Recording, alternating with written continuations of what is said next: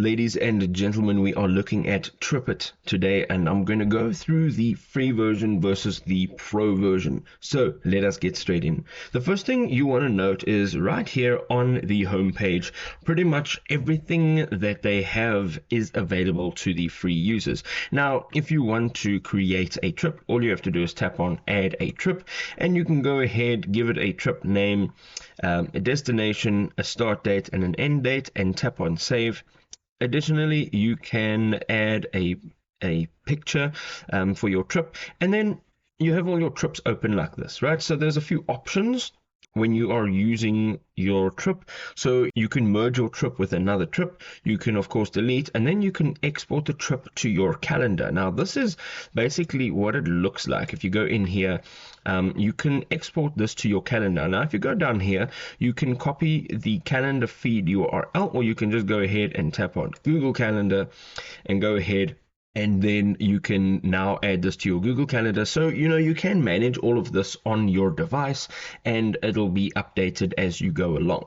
Right, so going in over here, this is basically, if you want to sign up, this is what is going to happen. You are able to have your itinerary on your mobile device. You have your inbox, which can be synced to your mobile app.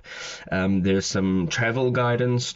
It tracks and shows the offset options for your flight carbon emissions, travel stats, and then you can add items like photos, QR codes, and PDFs to your travel plans and so forth, right? So this is, it's good. There's nothing that you're missing when you're using Tripit's free version, okay? So these are some of the other features.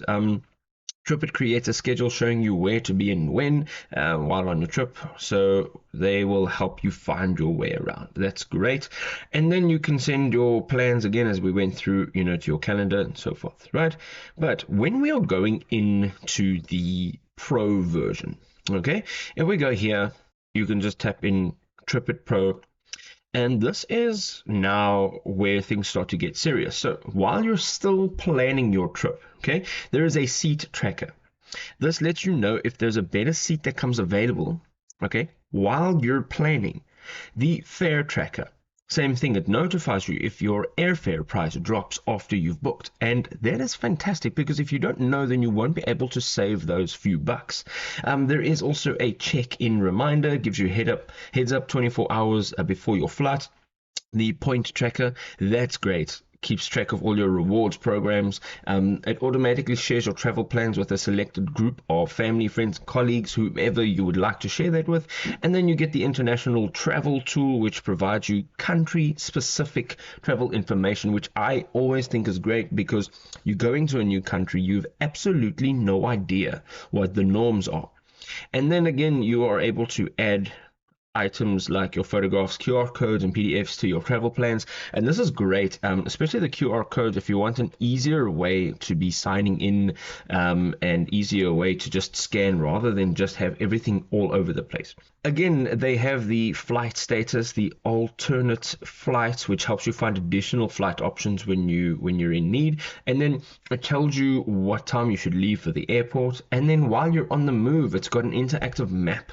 It also has the terminal and gate reminder, so it sends you updates with your departure terminals and your gate infos.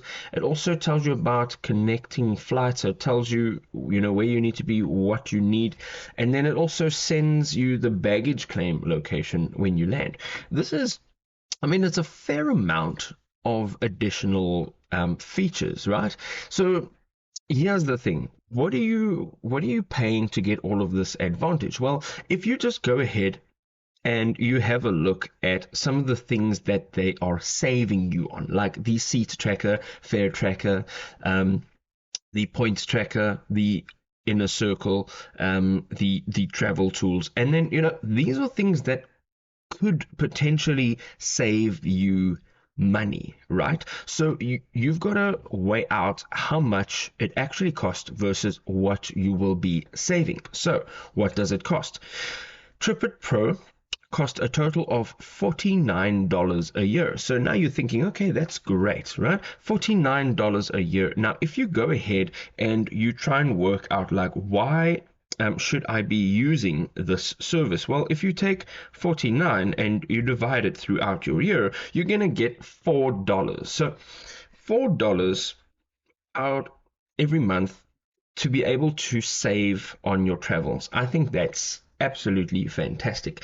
So if you are an avid traveler, even if you're traveling not only for personal, but you're maybe traveling a lot for business, you may not only benefit from the financial aspects of the Pro, but you also might be benefiting from like the flight status, the alternative flights, the while you're on the move features, and your trip will just be so much more enjoyable. Now, let us just quickly compare the $49 a year and what else can you get for $49. So I jumped onto Amazon and I went and had a look for cool gadgets under $50, and here we go, right? You can get a superhero outfit. You can get a web shooter. You can get this weird little this organizer. I mean, there's so much stuff that you can get for $49, but what real benefit has it got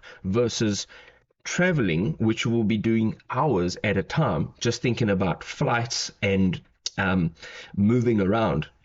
That's hours worth of value that you will be getting out of the Pro version. So if it was me traveling, whether it was for personal, definitely would be the Pro version for the financial benefits. And then if I was traveling as a business person, then I would definitely want to use the Pro version, just simply because it's going to make my trip a whole lot easier and a whole lot more convenient. What do you guys think? Leave your comments down below and we'll catch you in another awesome video.